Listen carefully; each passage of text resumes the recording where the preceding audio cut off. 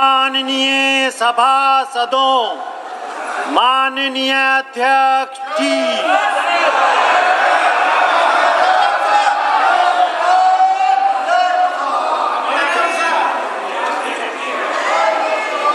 Item number 1,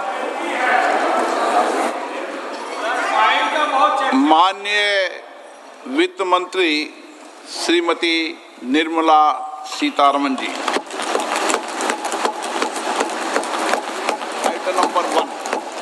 Item number 1. Sir, with your permission, I rise to lay on the table a copy each of the following papers, Hindi and English versions, under Article 281 of the Constitution, Report for 2026 to 2031, Volume 1, Main Report of the 16th Finance Commission. 2. Report for 2026-2031, Volume 2, Annexures of the 16th Finance Commission. Number 3, explanatory memorandum as to the action taken on the recommendations contained in the above report. Item number 2, माननीय वित्त मंत्री Nirmala Sitharaman ji.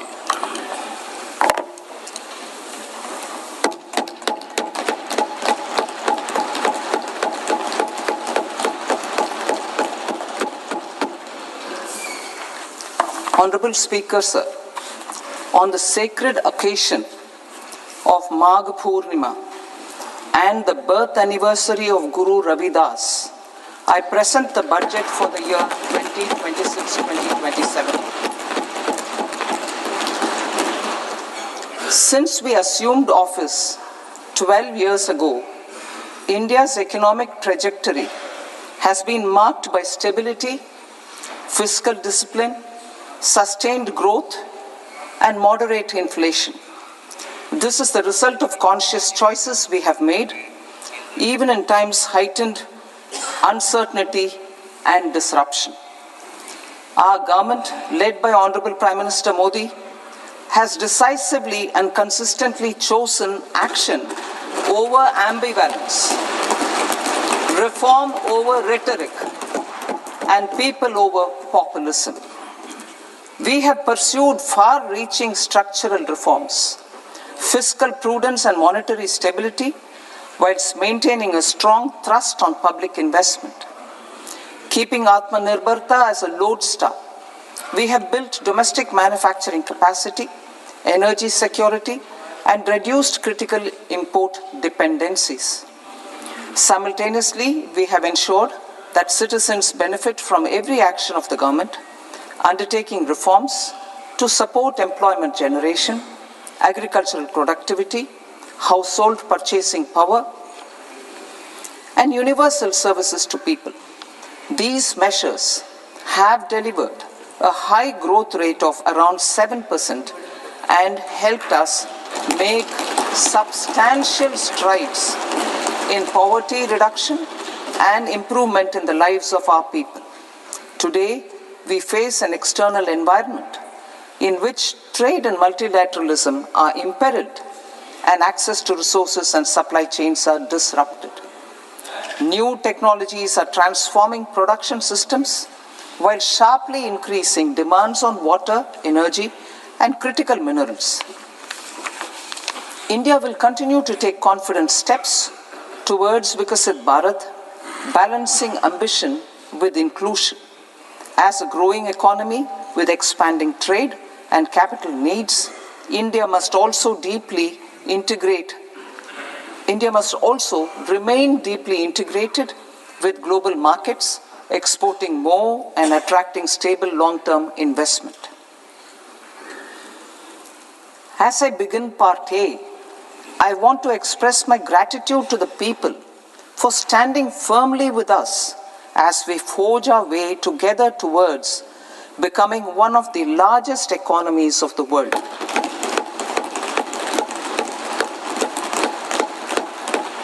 Our aim is to transform aspiration into achievement and potential into performance as we ensure that the dividends of growth reach every farmer the scheduled caste, the scheduled tribes, the nomads, the youth, the poor, and the women. In Vikasit Bharat Young Leaders Dialogue 2026, several innovative ideas were shared with our Prime Minister, which have inspired many of the proposals, making this a unique Yuva Shakti-driven budget. Our government's sankalp is to focus on our poor, underprivileged, and the disadvantaged. To deliver on this sankalp, and given that this is the first budget prepared in Kartavya Bhavan, we are inspired by three Kartavya.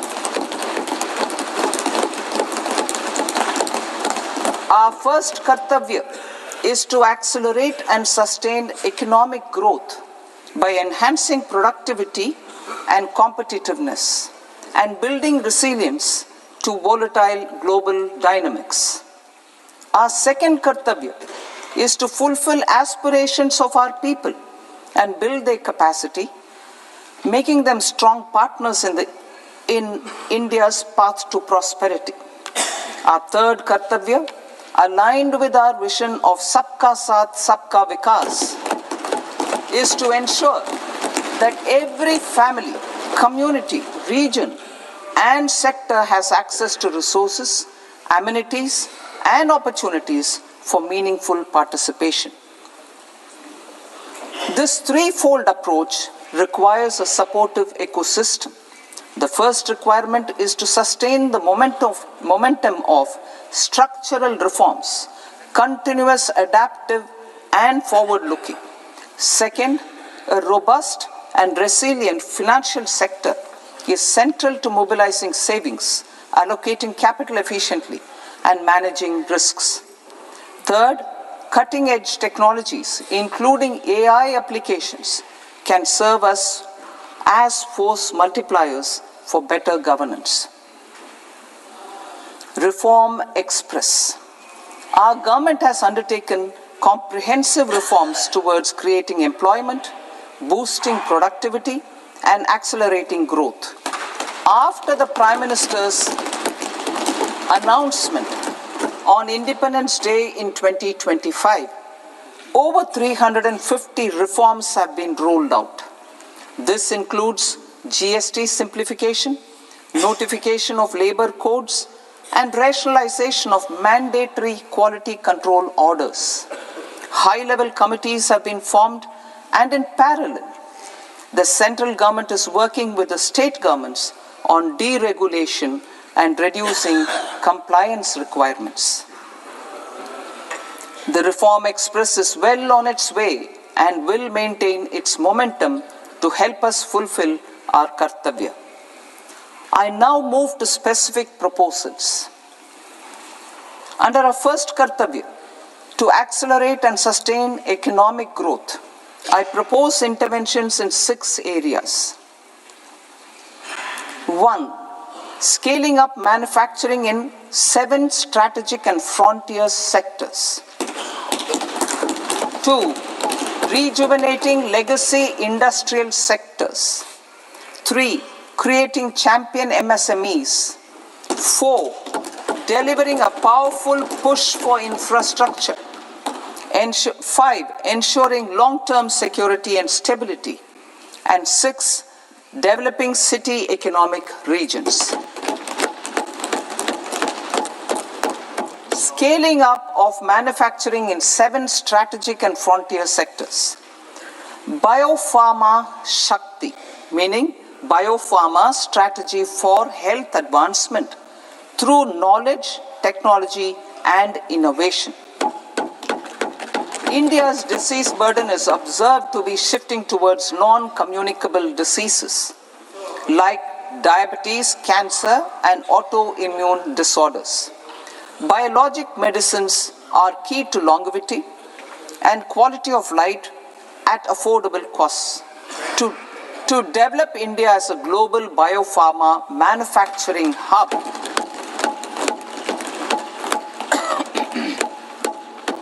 I propose the Biopharma Shakti with an outlay of 10,000 crores over the next 5 years. This will build the ecosystem for domestic production of biologics and biosimilars.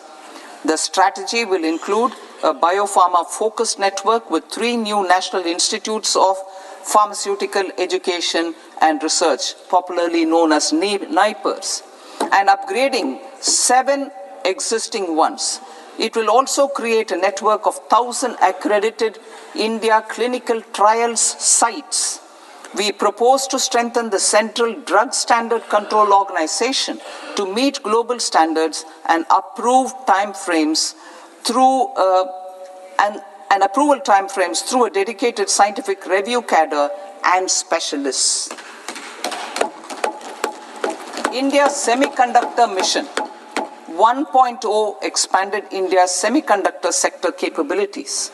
Building on this, we will launch ISM 2.0 to produce equipment and materials, design full-stack Indian IP, and fortify supply chains. We will also focus on industry-led research and training centers to develop technology and skilled workforce.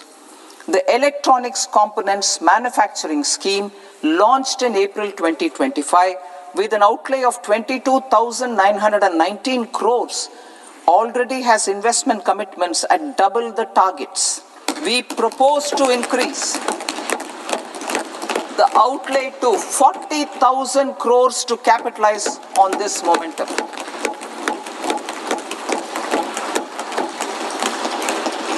A scheme for rare earth permanent magnets was launched in 2025 November. We now propose to support the mineral-rich states of Odisha, Kerala, Andhra Pradesh, and Tamil Nadu to establish dedicated rare earth corridors to promote mining, processing, research, and manufacturing. To enhance domestic chemical production and reduce import dependency, we will launch a scheme to support states in establishing 3 dedicated chemical parks through challenge route on a cluster-based plug-and-play model. Strong capital goods.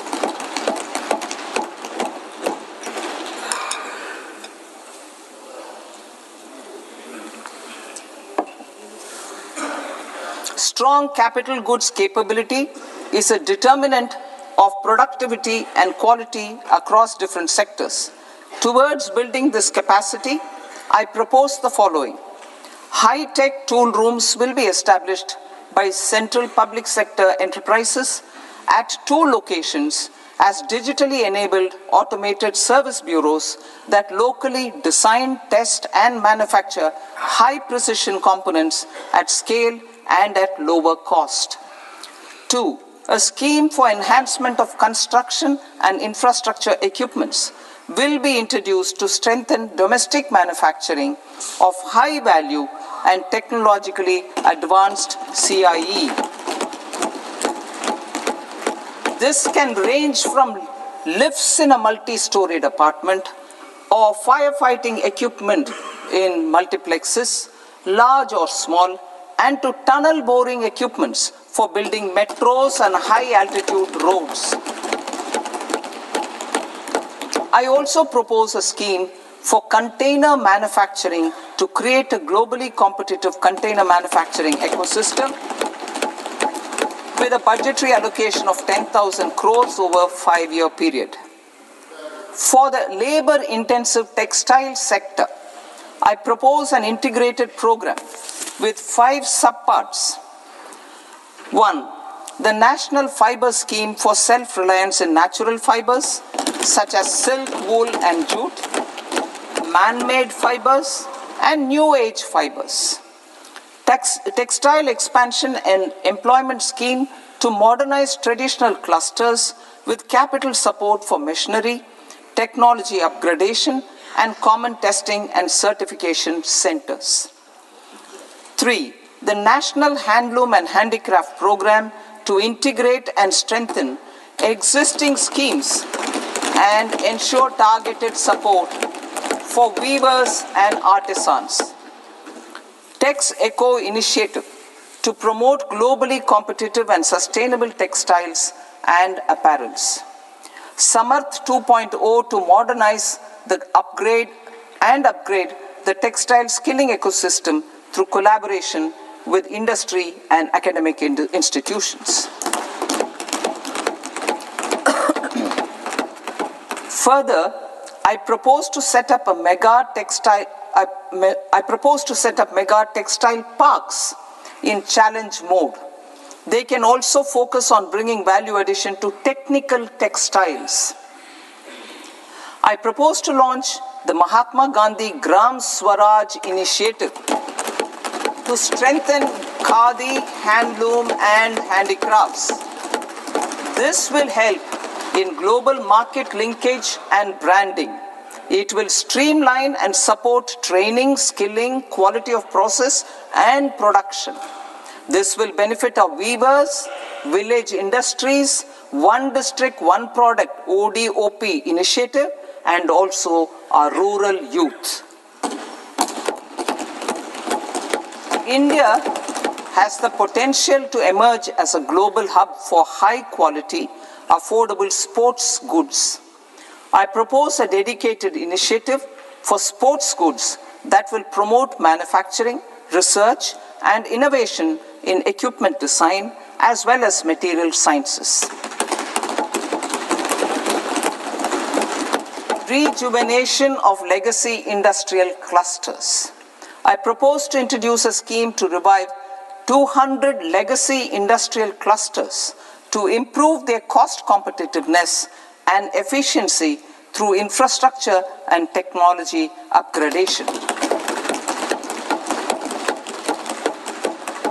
Creating champion SMEs and supporting micro enterprises. Recognizing MSMEs as a vital engine of growth, I propose a three-pronged approach to help them grow as champions. Equity support. I propose to introduce a dedicated 10,000 crores SME growth fund to create future champions, incentivizing enterprises based on select criteria.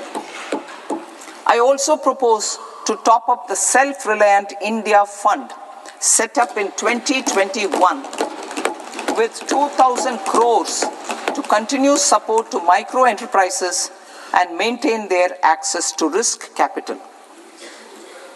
Liquidity support. With TREDS, more than 7 lakh crore has been made available to MSMEs. To leverage its full potential, I propose 4 measures. 1. Mandate TREDS as the transaction settlement platform for all purchases from MSMEs by CPSEs, serving as a benchmark for other corporates. 2. Introduce a credit guarantee support mechanism through CGTMSE for invoice discounting on TREDS platform. 3. Link GEM with TREDS for sharing information with financiers about government purchases from MSMEs, encouraging cheaper and quicker financing. 4. Introduce TREDS receivables as asset-backed securities, helping develop a secondary market, enhancing liquidity and settlement of transactions. Professional support. Government will facilitate professional institutions such as the ICAI, ICSI, ICMAI to design short-term modular courses and practical tools to develop a cadre of corporate mitras, especially in Tier 2 and Tier 3 towns. These accredited para-professionals will help MSMEs meet compliance requirements at affordable costs. Infrastructure. During this past decade, our government has undertaken several initiatives for large-scale enhancement of public infrastructure, including through new financing instruments such as Infrastructure Investment Trust (InvITs) and Real Estate Investment Trust (REITs). and institutions like NIIF and NABFID. We shall continue to focus on developing infrastructure in cities with over 5 lakh population, that is tier 2, tier 3 cities, which have expanded to become growth centers. Public capital expenditure has increased manifold from 2 lakh crore in 2014-15 to an allocation of 11.2 lakh crore in BE 25-26. In this coming year, that is financial year 2026-27, I propose to increase it to 12.2 lakh crores to continue the momentum. To strengthen the confidence of private developers regarding risks during infrastructure development and construction phase, I propose to set up an infrastructure risk guarantee fund to provide prudentially calibrated partial credit guarantee to lenders. Over the years, RITES have emerged as a successful instrument for asset monetization. I propose to accelerate recycling of significant real estate assets of the CPSEs through the setting up of dedicated RITES. To promote environmentally sustainable movement of cargo, I propose to 1. Establish new dedicated freight corridors connecting Dankuni in the east to Surat in the west. Operationalize 20 new national waterways over the next 5 years. Starting with National Waterways 5 in Orissa to connect mineral-rich areas of Talcher and Angul and industrial centers like Kalinga Nagar to the ports of Paradip and Dhamra. Training institutes will be set up as regional centers of excellence for development of required manpower for these waterways. This will benefit youth in the entire stretch of the waterways to train and acquire skills. Further, a ship repair ecosystem catering to inland waterways will also be set up at Varanasi and Patna. And C. Launch a coastal cargo promotion scheme for incentivizing a modal shift from rail to road to increase the share of inland waterways and coastal shipping from 6% to 12% by 2047. To enhance last mile and remote connectivity and promote tourism, I propose to give incentives to indigenize manufacturing of seaplanes. A seaplane VGF scheme will be also introduced to provide support for operations. Carbon capture, utilization and storage. Aligning with the roadmap launched in December 2025, the carbon capture, utilization and storage technologies at scale will achieve higher readiness and in end-use application across 5 industrial sectors, including power, steel, cement, refineries, and chemicals. An outlay of 20,000 crore is proposed over the next 5 years for this purpose. City economic regions. Cities are India's engines of growth, innovation, and opportunities. We shall now focus on tier 2, tier 3 cities, and even temple towns, which need modern infrastructure and basic amenities. This budget aims to further amplify the potential of cities to deliver the economic power of agglomerations by mapping city economic regions based on their specific growth drivers. An allocation of 5,000 crore per CER over 5 years is proposed for implementing their plans through a challenge mode with a reform-cum-result-based financing mechanism. In order to promote environmentally sustainable passenger systems, we will develop 7 high-speed rail corridors between cities as growth connectors, namely Mumbai to Pune, Pune to Hyderabad, Hyderabad to Bengaluru, Hyderabad to Chennai, Chennai to Bengaluru, Delhi to Varanasi, Varanasi to Siliguri.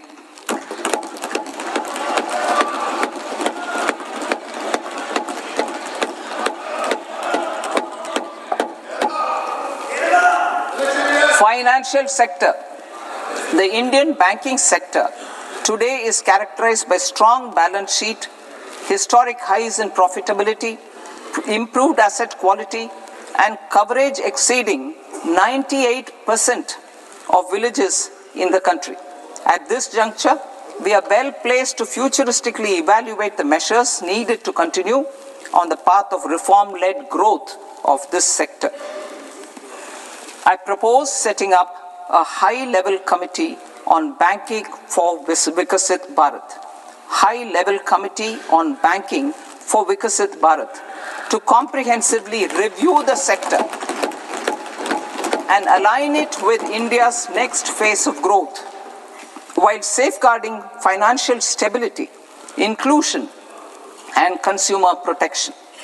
The vision for NBFCs for Vikasit Bharat has been outlined with clear targets for credit disbursement and technology adoption in order to achieve scale and improve efficiency in the public sector NBFCs. As a first step, it is proposed to restructure the Power Finance Corporation and Rural Electrification Corporation.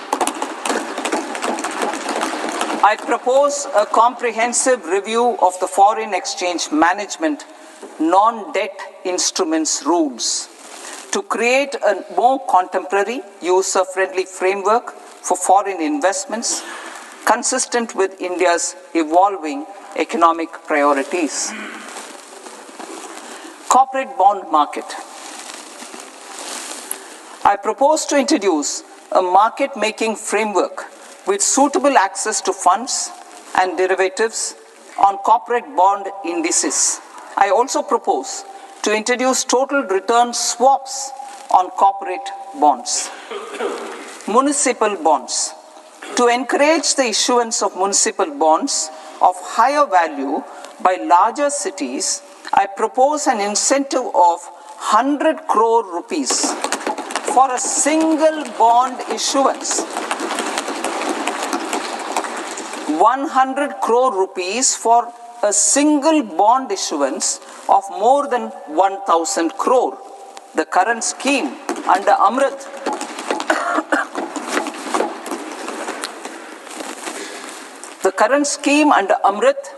which incentivizes issuances up to 200 crores only, will also continue to support smaller and medium towns.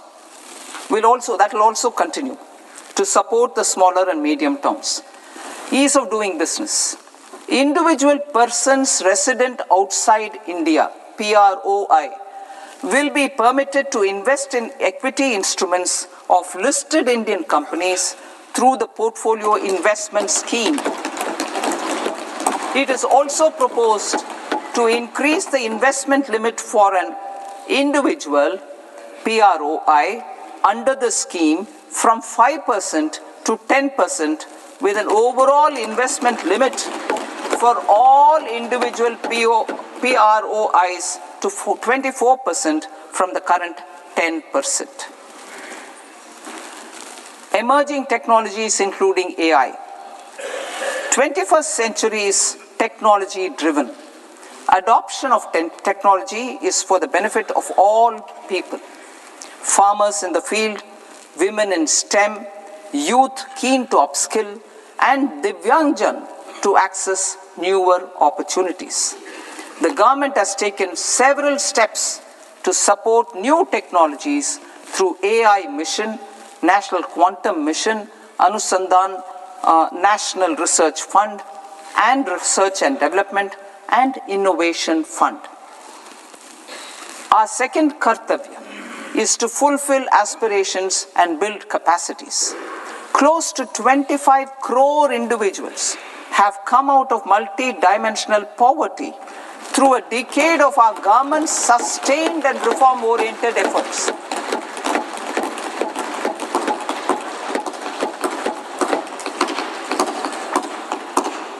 Our government has therefore decided to place a renewed emphasis on the service sector to provide a pathway to fulfilling aspirations of a youthful India with the following measures.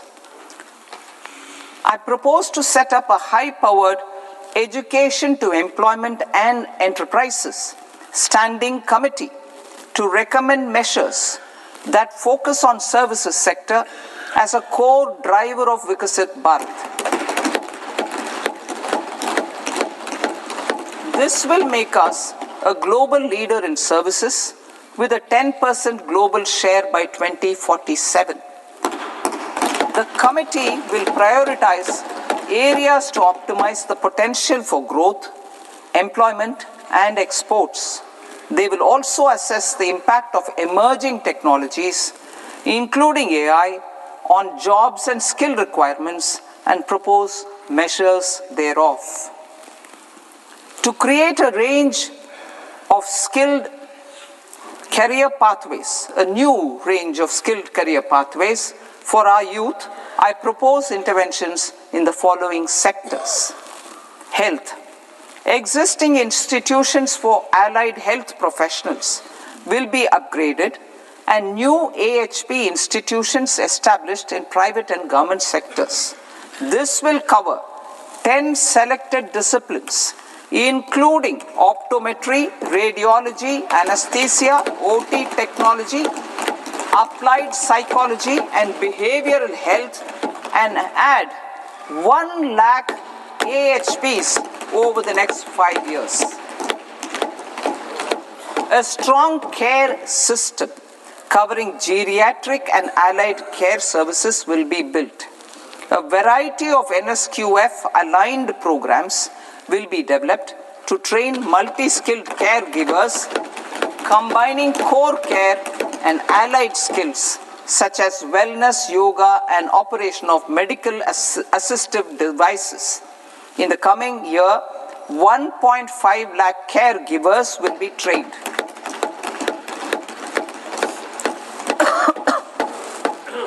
Hubs for medical value tourism. To promote India as a hub for medical tourism services, I propose to launch a scheme to support states in establishing 5 regional medical hubs in partnership with the private sector. These hubs will serve as integrated healthcare complexes that combine medical, educational, and research facilities. They will have Ayush centers, medical value tourism facilitation centers, and infrastructure for diagnostics, post-care, and rehabilitation. These hubs will provide diverse opportunities, job opportunities for health professionals, including doctors and AHPs. Ancient Indian yoga, already respected in several parts of the world, was given a mass global recognition when Honorable Prime Minister took it to the UN. Post-COVID, Ayurveda gained a similar global acceptance and recognition.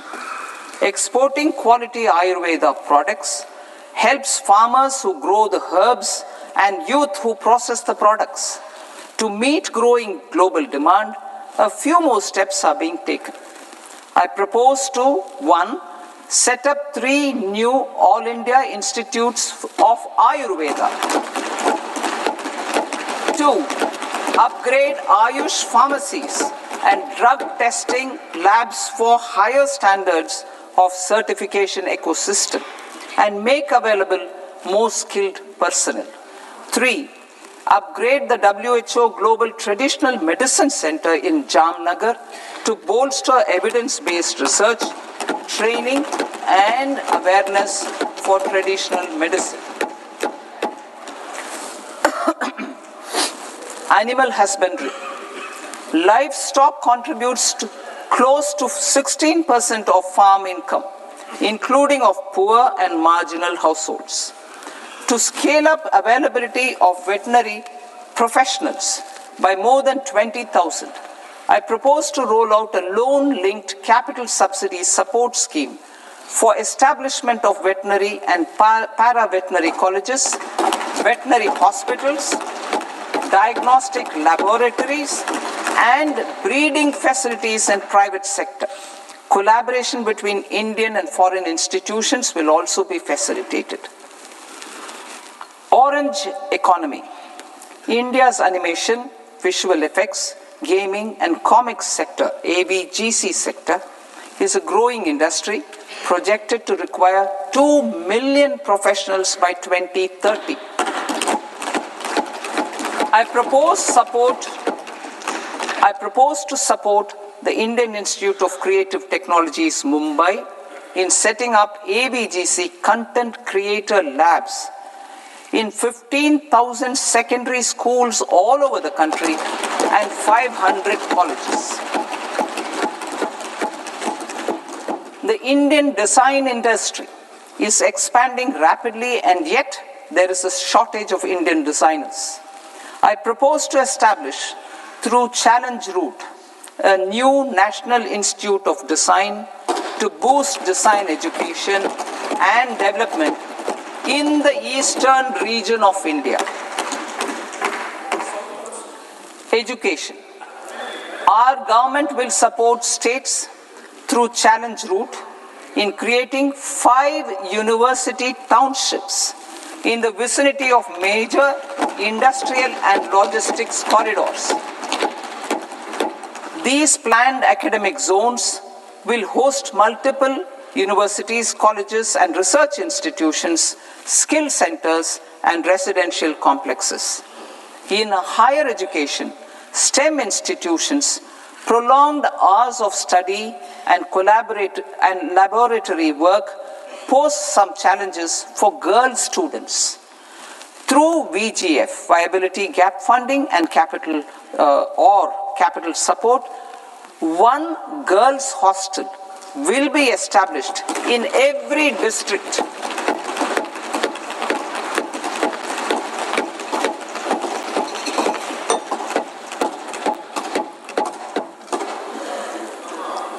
To promote astrophysics and astronomy via immersive experiences, 4 telescope infrastructure facilities will be set up or upgraded. The National Large Solar Telescope, the National Large Optical Infrared Telescope, the Himalayan Chandra Telescope, and the Cosmos 2 Planetarium. Tourism. The tourism sector has the potential to play a large role in the employment generation, forex earnings, and expanding the local economy. I propose to set up a National Institute of Hospitality by upgrading the existing National Council for Hotel Management and Catering Technology. It will function as a bridge between academia, industry, and government. I also propose a pilot scheme for upskilling 10,000 guides in 20 iconic tourist sites through a standardized, high-quality, 12-week training course in hybrid mode in collaboration with the Indian Institute of Management. A national destination digital knowledge grid will be established to digitally document all places of significance, cultural, spiritual, and heritage. This initiative will create a new ecosystem of jobs for local researchers, historians, content creators, and technology partners. India has the potential and opportunity to offer world-class trekking and hiking experience. We will develop ecologically sustainable mountain trails in Himachal Pradesh, Uttarakhand, and Jammu Kashmir. Also in Araku Valley in the Eastern Ghats, and Podigai Malai in the Western Ghats. Turtle trails along key nesting sites in the coastal areas of Odisha, Karnataka and Kerala. And 3. Bird watching trails along the Pulikat Lake in Andhra Pradesh, Tamil Nadu. It's on the border. Under the visionary leadership of Honorable Prime Minister, we established the International Big Cat Alliance in 2024. This year, India is hosting the first ever Global Big Cat Summit, where heads of governments and ministers from 95 range countries will deliberate on collective strategies for conservation. Heritage and culture tourism. I propose to develop 15 archaeological sites, including Lothal, Dholavira, Rakhi Gadi, Adichanallur, Saranath, Hastinapur, and Leh Palace into vibrant experiential cultural destinations. Excavated landscapes will be open to the public through curated walkways. Immersive storytelling skills and technologies will be introduced to help conservation labs, interpretation centers, and guides. The sports sector provides multiple means of employment, skilling, and job opportunities. Taking forward the systematic nurturing of sports talent which is set in motion through the Khelo India program earlier, I propose to launch a Khelo India mission to transform the sports sector over the next decade. The mission will facilitate an integrated talent development pathway supported by training centers which are foundational, intermediate, and elite levels. B. Systematic development of coaches and support staff.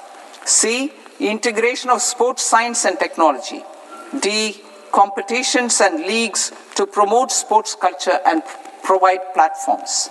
And E. Development of sports infrastructure for training and competition. Our third Kartavya aligns with our vision of Sabka Saath, Sabka Vikas towards Vikasit Bharat. This requires targeted efforts for 1. Increasing farmer incomes through productivity enhancement and entrepreneurship, with special attention to small and marginal farmers.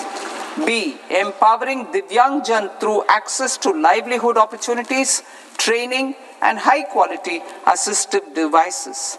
C. Empowering the vulnerable to access mental health and trauma care. D.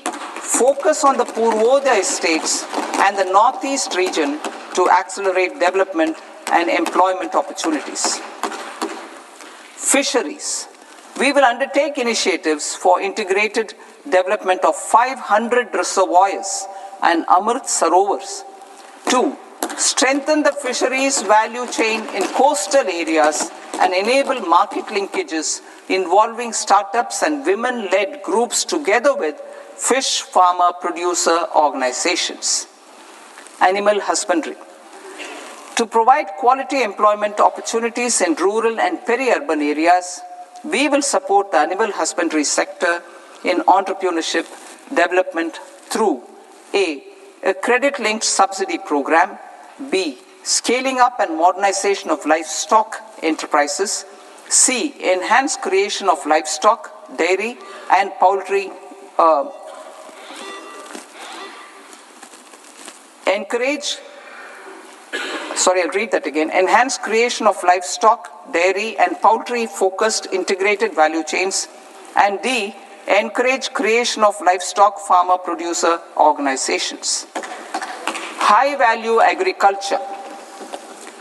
To diversify farm outputs, increase productivity, enhance farmers' incomes, and create new employment opportunities, we will support high-value crops such as coconut, sandalwood, cocoa, cashew in the coastal areas, agar trees in Northeast, and nuts such as almonds, walnuts, and pine nuts in our hilly regions. These, all of them, will be supported. India is the world's largest producer of coconuts. About 30 million people, including nearly 10 million farmers, depend on coconuts for their livelihood. To further enhance competitiveness in coconut production, I propose a coconut promotion scheme to increase production and enhance productivity through various interventions, including replacing and non-productive trees with new saplings or plants or varieties in major coconut growing states. A dedicated program is proposed for Indian cashew and cocoa to make India self-reliant in raw cashew and coconut production and processing, enhance export competitiveness, and transform Indian cashew and Indian cocoa into premium global brands by 2030. Sandalwood. Sandalwood is closely linked to India's social and cultural heritage. Our government will partner with state governments to promote focused cultivation and post-harvest processing to restore the glory of the Indian sandalwood ecosystem, to rejuvenate old, low-yielding orchards, and expand high-density cultivation of walnuts, almonds, and pine nuts. We will support a dedicated program to enhance farmer incomes and in bringing value addition by engaging youth. Bharat Vistar, that is virtually integrated system to access agricultural resources. I propose to launch Bharat Vistar, a multilingual AI tool that shall integrate the AgriStack portals and the ICAR package on agricultural practices with AI systems. This will enhance farm productivity, enable better decisions for farmers, and reduce risk by providing customized advisory support. She Marts for rural women-led enterprises. Building on the success of Lakpati Didi program, I propose to help women take the next step from credit-linked livelihoods to being owners of enterprises. Self-help entrepreneur, She Marts will be set up as community-owned retail outlets within the cluster-level federations through enhanced and innovative financing instruments. Empowering Divyangjan. Divyangjan Kaushal Yojana. Information technology, AVGC sectors, hospitality and food and beverages sectors often offer task-oriented and process-driven roles which are suitable for Divyangjan. We will ensure dignified livelihood opportunities through industry-relevant and customized training specific to each Divyangjan group. Divyang Sahara Yojana. Timely access to high-quality assistive devices for all eligible Divyangjan is a fundamental need. I propose to 1. Support the Artificial Limbs Manufacturing Corporation of India, Alimco, to set up and to scale up production of assistive devices, invest in R&D and AI integration, strengthen PM Divyasha Kendras, and support setting up of assistive technology marts as modern retail style centers where Divyangjan and senior citizens can see, try and purchase assistive products. Reaffirming our commitment to mental health and trauma care. There are no national institutes for mental health care in North India. We will therefore set up a NIMHANS 2 and also upgrade national mental health institutes in Ranchi and in Tezpur as regional apex institutions. Emergencies expose families, particularly the poor and vulnerable, to unexpected expenditure. We will strengthen and increase these capacities by 50% in district hospitals by establishing emergency and trauma care centers. Focus on Purvodaya states and northeastern regions. Purvodaya, I propose the development of an integrated East Coast industrial corridor with a well-connected node at Durgapur, creation of 5 tourism destinations in 5 Purvodaya states, and the provision of 4,000 e-buses. Buddhist sites in northeastern region. The northeastern region is a civilizational confluence of Theravada and Mahayana or Vajrayana traditions. I propose to launch a scheme for development of Buddhist circuits in Arunachal Pradesh, Sikkim, Assam, Manipur, Mizoram, and Tripura. The scheme will cover preservation of temples and monasteries, pilgrimage interpretation centers, connectivity, and pilgrim amenities. 16th Finance Commission. On 17th November 2025, the 16th Finance Commission submitted its report to the President. As mandated under Article 281 of the Constitution, the government is to lay the report along with the explanatory memorandum on the action taken report on the recommendations of the Commission in Parliament, which, Sir, Honourable Speaker, you've allowed me to do at the commencement of this session. The government has accepted the recommendation of the Commission to retain the vertical share of devolution at 41%. As recommended by the Commission, I have provided 1.4 lakh crores of rupees to the states for the year 2026-2027 as Finance Commission grants. These include rural and urban local body and disaster management grants. Fiscal consolidation. Government has been delivering on our fiscal commitments consistently without compromising on social needs.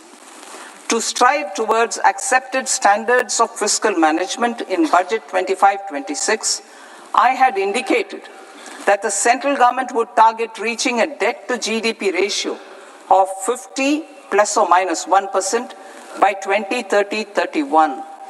In line with this, the debt to GDP ratio is estimated to be 55.6% of GDP in BE 26-27, compared to 56.1% of GDP in RE 25-26. A declining debt to GDP ratio will gradually free up resources for priority sector lending and expenditure by reducing the outgo on interest payments. One of the main operational instruments for debt targeting is the fiscal deficit. I am happy to inform this august House that I fulfilled my commitment made in 2021-2022 to reduce fiscal deficit below 4.5% of GDP by 25-26. In RE 25-26, the fiscal deficit has been estimated at par with BE of 2025-26 at 4.4% of GDP. In line with the new fiscal prudence path of debt consolidation, the fiscal deficit in BE 26-27 is estimated to be 4.3% of the GDP.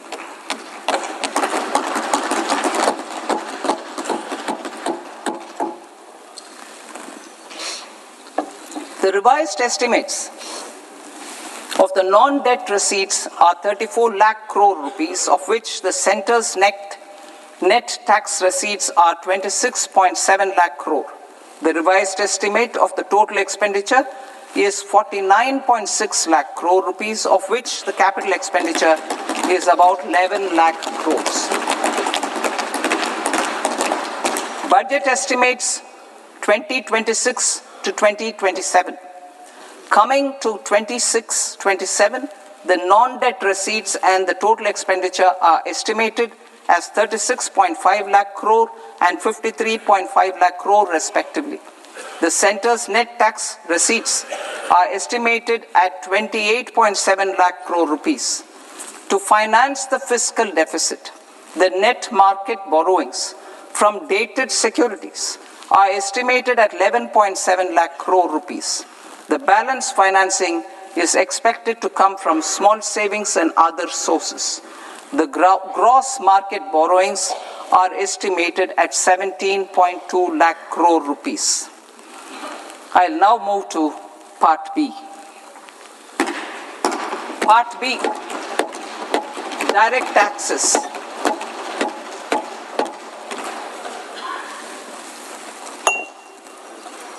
Honorable Speaker, sir, I now present my proposals on direct taxes. New Income Tax Act.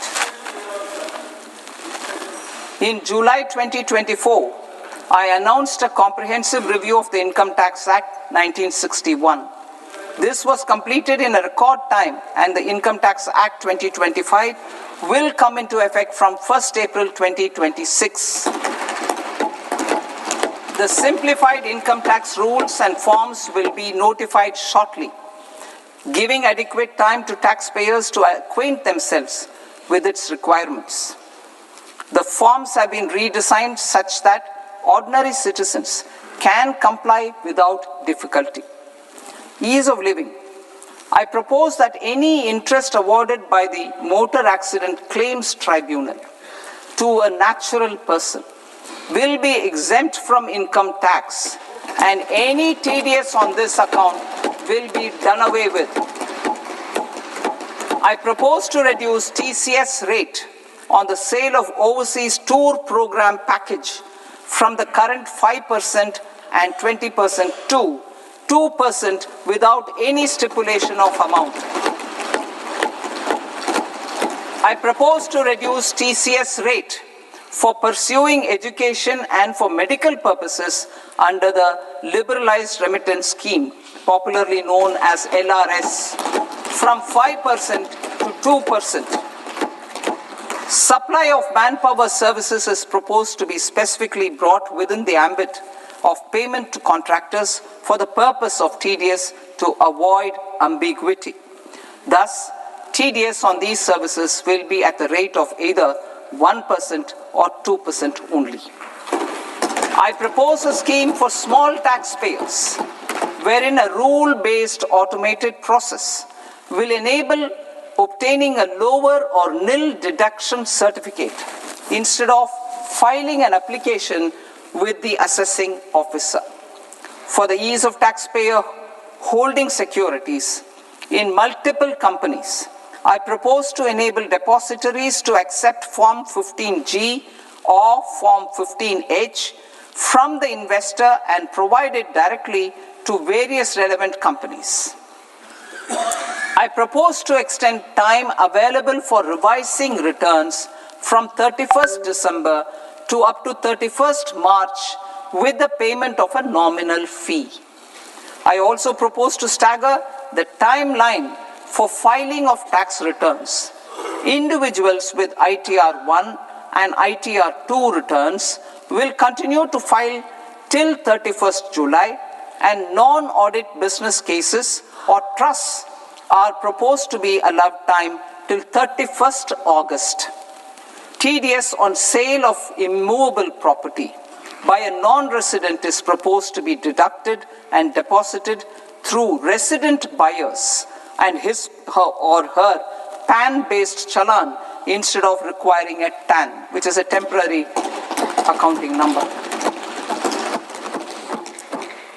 To address practical issues of small taxpayers like students, young professionals, tech employees, relocated NRIs, and such others, I propose to introduce a one-time 6-month foreign asset disclosure scheme for these taxpayers to disclose income or assets below a certain size.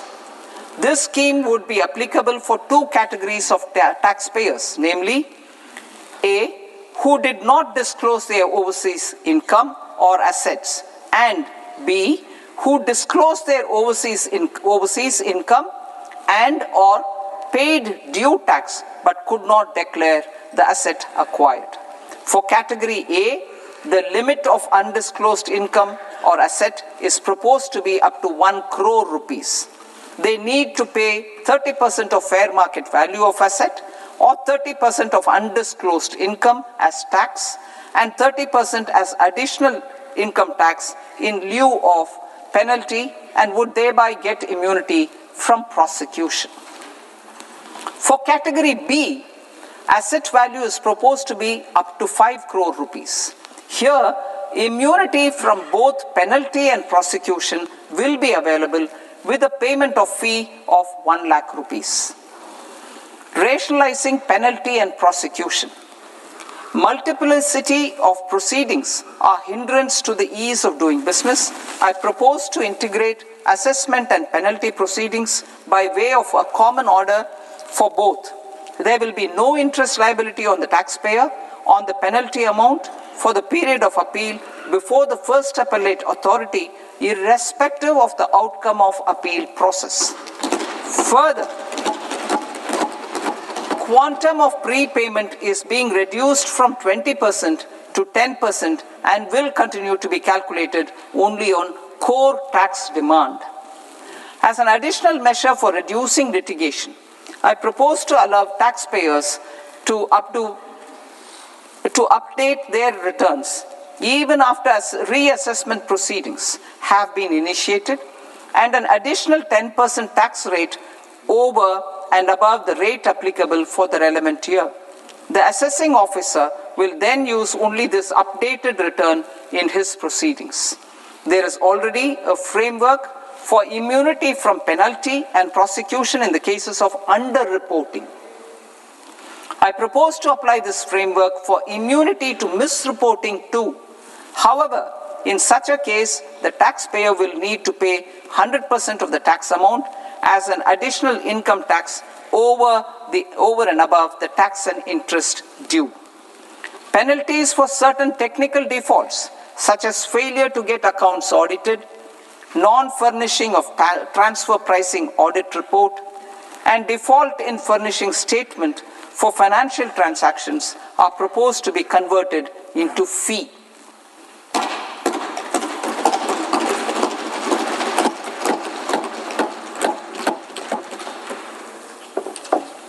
I propose to rationalize prosecution framework under Income Tax Act while maintaining a careful balance for deterrence in some serious offense.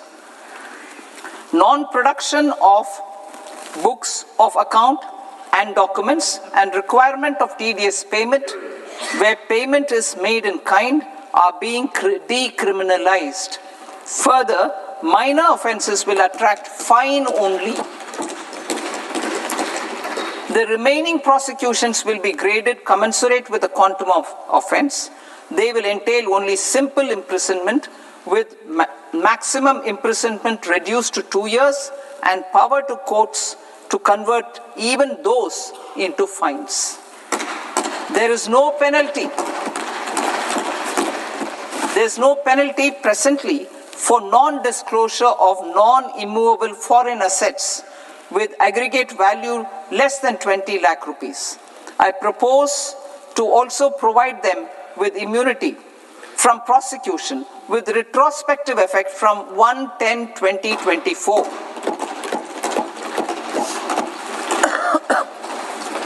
Cooperatives.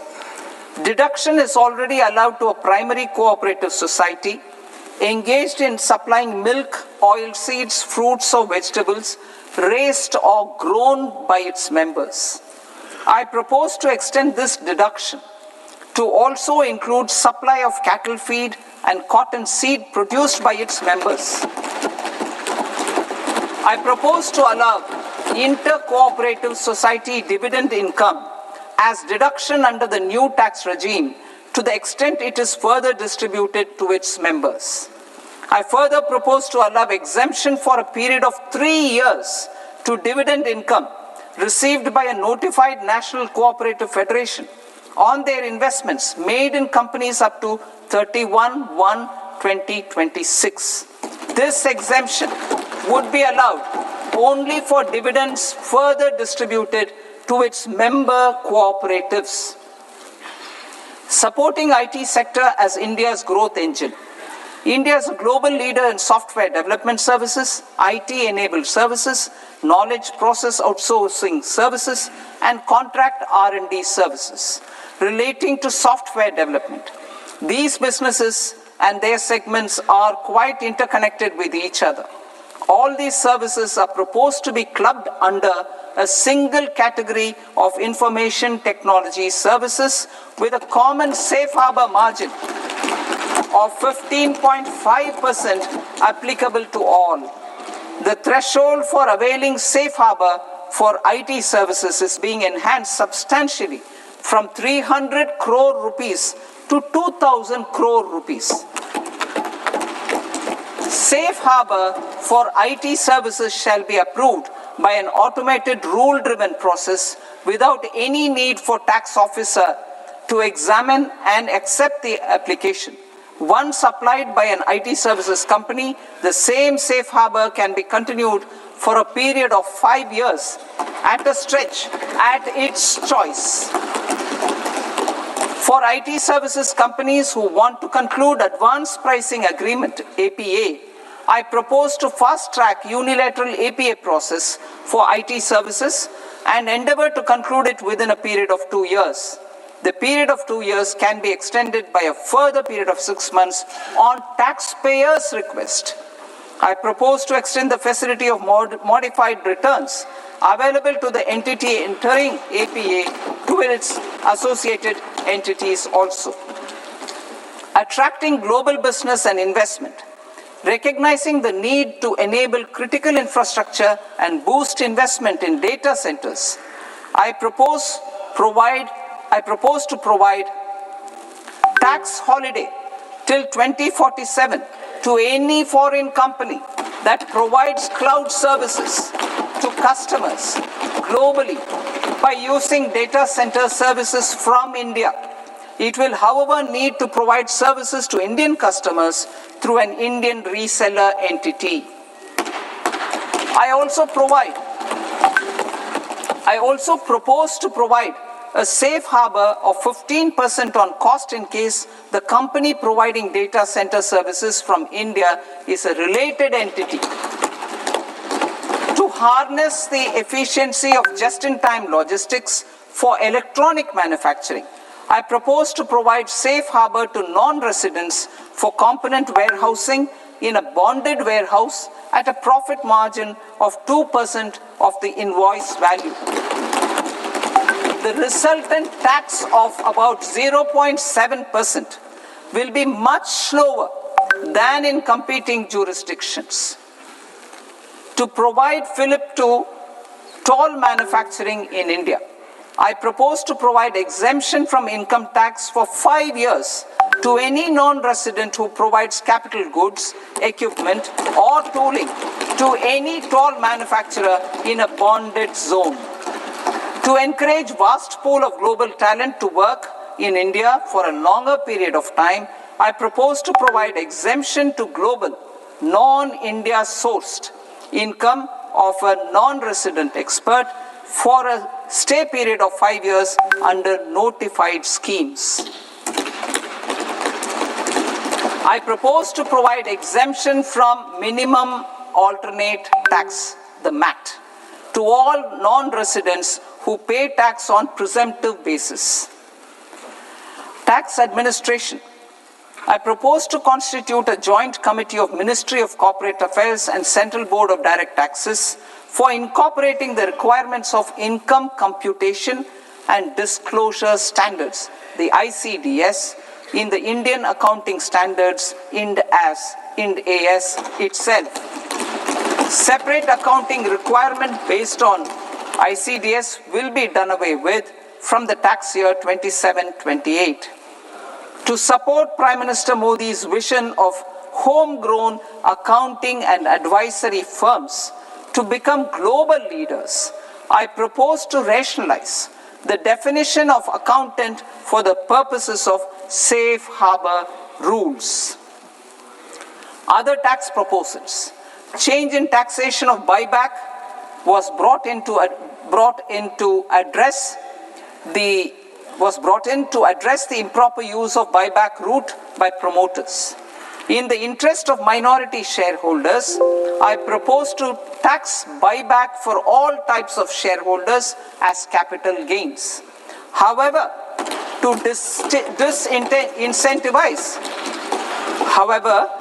disincentivize misuse of tax arbitrage, promoters will pay an additional buyback tax. This will make effective tax 22% for corporate promoters. For non-corporate promoters, the effective tax will be 30%. TCS rate for sellers of specific goods, namely alcoholic liquor, scrap, and minerals, will be rationalized to 2%, and that on tendu leaves will be reduced from 5% to 2%. I propose to raise the STT on futures to 0.05% from the present 0.02%.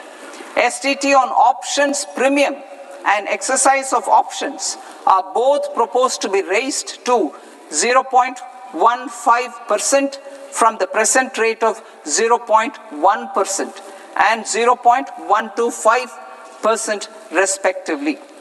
We reformed the taxation landscape for corporates in 2019 by providing them a simplified regime with lower tax rate so that they could productively focus on business rather than on claim of deductions and exemptions.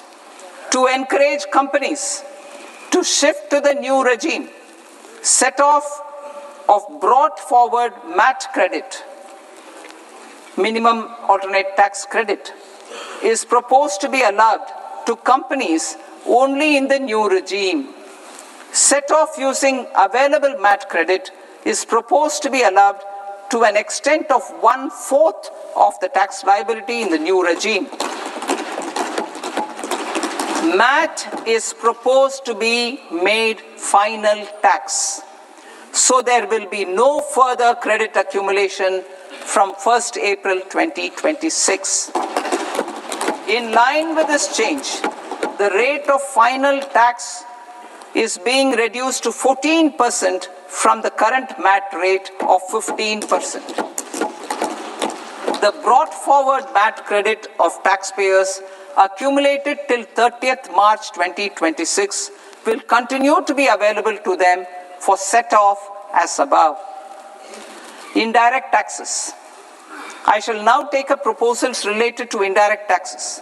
My proposals for customs and central excise aim to further simplify the tariff structure, support domestic manufacturing, promote export competitiveness, and correct inversion in duty. To continue weeding out long-continuing customs duty exemptions, I propose to remove certain exemptions on items which are being manufactured in India or where the imports are negligible. Similarly, to further simplify the process of ascertaining the rate of duty applicable on a particular item, I propose to incorporate certain effective rates in various customs notifications to the tariff schedule itself. I shall now take up sector-specific proposals. Promotion of exports of marine, leather, and textile products. I propose to increase the limit for duty-free imports of specified inputs used for processing seafoods for export from the current 1% to 3% of FOB value of the previous year's export turnover. I also propose to allow duty-free imports of specified inputs, which is currently available for exports of leather or synthetic footwear, to exports of shoe uppers as well. I propose to extend the time period for export of final product from the existing 6 months to 1 year for exporters of leather or textile garments, leather or synthetic footwear, and other leather products. Energy transition and security. I propose to extend the basic customs duty exemption given to capital goods used for manufacturing lithium-ion cells for batteries to those used for manufacturing lithium-ion cells for battery energy storage systems also. I propose to exempt basic customs duty on import of sodium antimonate for use in manufacture of solar glass. Nuclear power. I propose to extend the existing basic customs duty exemption on imports of goods required for nuclear power projects till the year 2035 and expand it for all nuclear plants irrespective of their capacity. Critical minerals. It is proposed to provide basic customs duty exemption to the import of capital goods required for the processing of critical minerals in India. Biogas blended CNG. I propose to exclude the entire value of biogas while calculating the central excise duty payable on biogas blended CNG. Civil and defense aviation.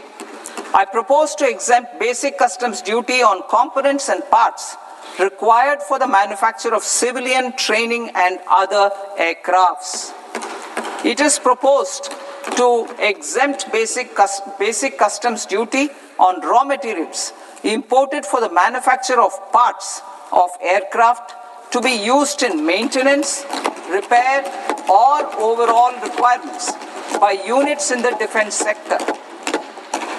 Electronics. To deepen value addition in the consumer electronics sector, I propose to exempt basic customs duty on specified parts used in the manufacture of microwave ovens.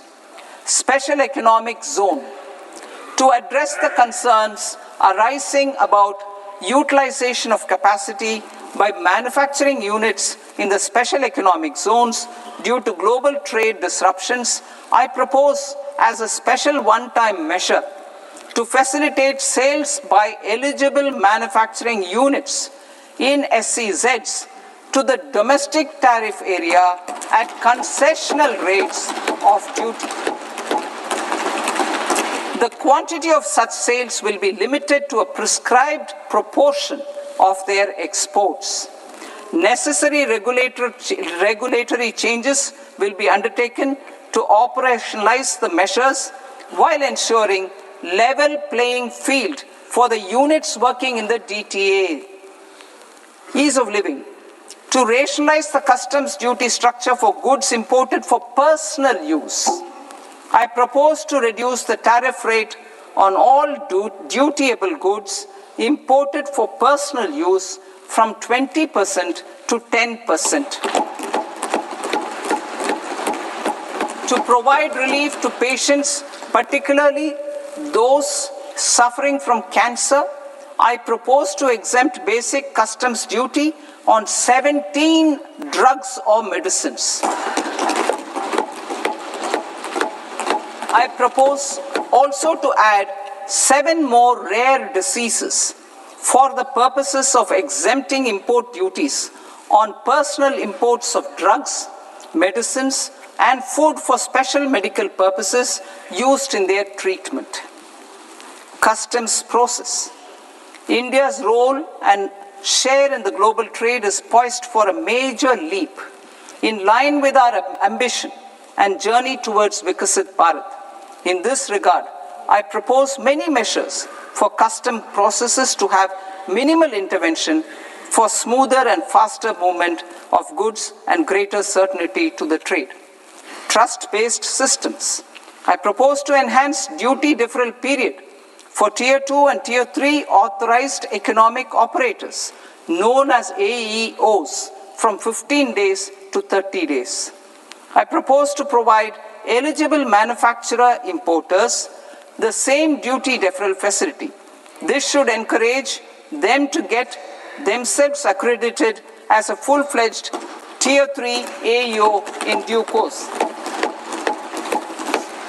To provide greater certainty and for better business planning, I propose to extend validity period of advance ruling binding on customs from the present 3 years to 5 years. In the spirit of the whole of government approach,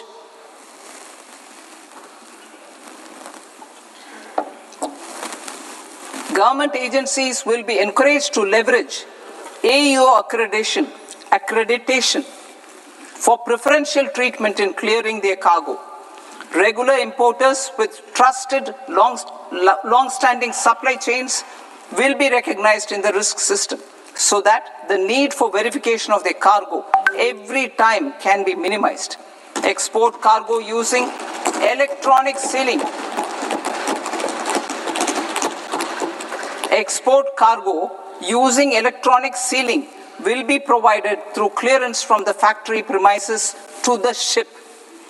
For import of goods not needing any compliance, filing of bill of entry by a trusted importer and arrival of goods will automatically notify customs for completing their clearance formalities. This will enable goods to be released immediately on arrival. The customs warehouse framework will be transformed into a warehouse operator-centric system with a self-declarations, electronic tracking, and risk-based audit. These reforms will move away from the current system of officer-dependent approvals and reduce transaction delays and compliance costs. Ease of doing business. Approvals required for cargo clearance from various government agencies will be seamlessly processed through a single and interconnected digital window by the end of the financial year. Processes involved in clearance of food, drugs, plant, and animal and wildlife products, accounting for about 70% of interdicted cargo, will be operationalized on this system by April 2026 itself. For goods not having any compliance requirement, clearance will be done by customs immediately after online registration is completed by the importer, subject to the payment of duty. Customs integrated system will be rolled out in 2 years as a single integrated and scalable platform for all customs processes. Utilization of non-intrusive scanning with advanced imaging and AI technology for risk assessment will be expanded in a phased manner with the objective to scan every container across all the major ports. New export opportunities to support Indian fishermen to fully harness the economic value of marine resources beyond our territorial waters. The following measures will be taken. A. Fish catch by an Indian fishing vessel in exclusive economic zone or on the high seas will be made free of duty. Landing of such fish on foreign port will be treated as export of goods. Safeguards will be put in place to prevent misuse during fish catch, transit, or transshipment. To support aspirations of India's small businesses, artisans, and startups to access global markets through e-commerce, I am pleased to announce complete removal of the current value cap of 10 lakh rupees per consignment on courier exports. In addition, handling of rejected and returned consignments will be improved with effective use of technology for identifying such consignments. I propose to revise provisions governing baggage clearance during international travel to address genuine concerns of passengers. The revised rules will enhance duty-free allowances in line with the present-day travel realities and provide clarity in temporary carriage of goods brought in or taken out. There are honest taxpayers who are willing to settle disputes by paying all their dues. but they get deterred due to negative connotation associated with penalty. They will now be able to close cases by paying an additional amount in lieu of penalty. Honorable Speaker, sir, with this, I commend the budget to this august House. Jai Hind.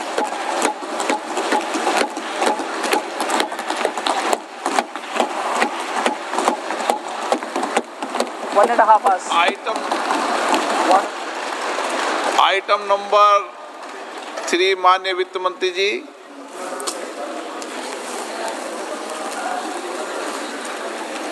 Item number 2, sir. 3। Sir, with your permission, I rise to lay on the table of the following statements under Section 3, 1 of the Fiscal Responsibility and Budget Management Act of 2003. Medium-term fiscal policy cum fiscal policy strategy statement and macroeconomic framework statement. Item number 4 माननीय वित्त मंत्री जी। Sir, with your permission, I move for leave to introduce the Finance Bill 2026. प्रश्न ये कि विधेयक को पुनर्स्थापित करने की अनुमति प्रदान की जाए। जो सदस्य इस पक्ष में हाँ गए, जो सदस्य विरोध में ना गए, मेरे विचार में निर्णय हाँ वालों के पक्ष में हाँ वालों के पक्ष में अनुमति प्रदान की जाती है। माननीय मंत्री जी, आप विधेयक पुनर्स्थापित करें। Sir, I introduce the bill. माननीय सदस्य, आपको सूचित किया जाता है कि माननीय वित्त मंत्री जी के बजट भाषण की कॉपी पब्लिकेशन काउंटर पर ली जाती है। बजट भाषण और बजट से संबंधित दस्तावेज आपके मोबाइल फोन और मेंबर पोर्टल्स पर ही उपलब्ध है। सभा की कार्रवाई कल सोमवार दिनांक 2 फरवरी 2026 को प्राप्त 11 बजे तक के लिए स्थगित की जाती है।